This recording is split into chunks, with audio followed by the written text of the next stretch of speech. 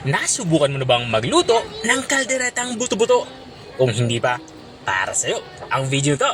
Dahil dito ay magluluto tayo na kaldereta buto-buto. Simulan na natin ating pagluluto. Mayroon nga tayo dito mahigit 2 kilong buto-buto ng baboy. Ang gagawin ko lang dito ay mamarinate muna natin to. Unang inilagay ko nga itong ating toyo. Sinundan ko naman ito ng liquid seasonings. At ilalagay ko na din itong ating calamansi juice. Maglalagay na din ako dito ng black pepper powder para may spicy naman na lasa itong ating imamarinate na ulam. At matapos ko mailagay itong mga pampalasa natin ay haluin lang natin ito na maigi. Para mabilis kumapit yung mga pampalasa natin inilagay dito sa ating lulutuing buto-buto. At itatabi muna natin ito. Pag minamarinate natin yung ating lulutuing buto-buto, magpapainit na ako dito ng mantika. At nang uminit na nga yung inilagay nating mantika, sisimulan ko ng magprito. Pipirituhin nga natin ang ating gulay na ihahalo. Mayroon tayo ditong patatas. Ang gagawin ko dito ay iba-brown lang natin ito.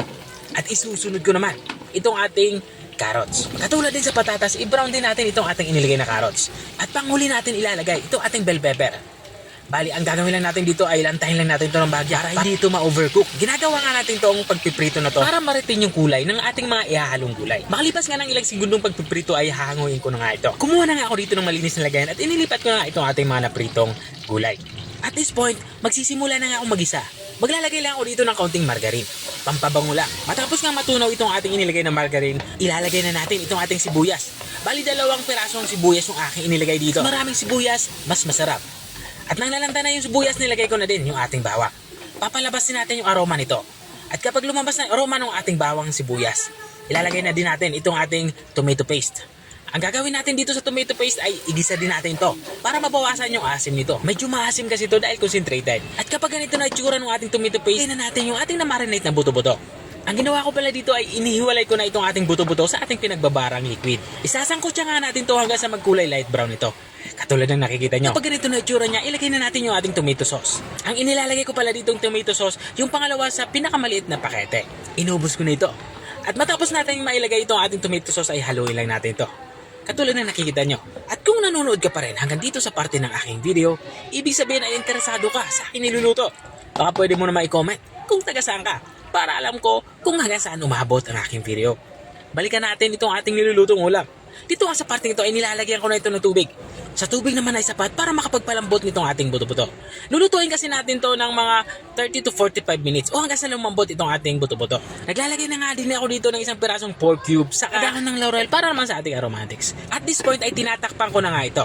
At makalipas nga ng 45 minutes ay binuksan ko na nga ito. Kung nakikita nyo ay halos maiga na nga yung sabaw at sigurado akong napakalambot na nga itong ating buto-buto ng baboy. Kaya ilalagay ko na yung ating mga huling sangka. Meron tayo ditong liver spread. Maglalagay na din ako dito ng sweet pickles relish. Ito yung durog-durog na.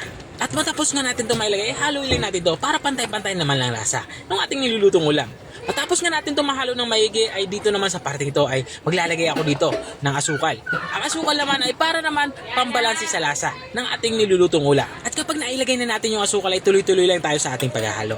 At dahil nga malapit na tayo matapos sa ating pagluluto, dito naman sa parte ito, ilalagay ko na yung ating mga napritong gulay kanina. Para mas maging malasa at masarap yung ating nilulutong ulam, maglalagay tayo dito ng keso o cheese.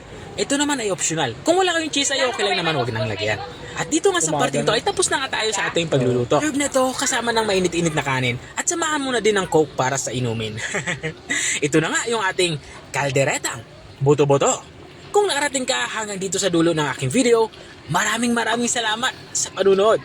At kung nagustuhan mo naman yung bago nating resepeng ibinahagi, baka pwede mo naman to i-share. O siya, hanggang dito na lang ako. Kita-kita ulit sa mga susunod kong mga videos. Paalam! Bye-bye!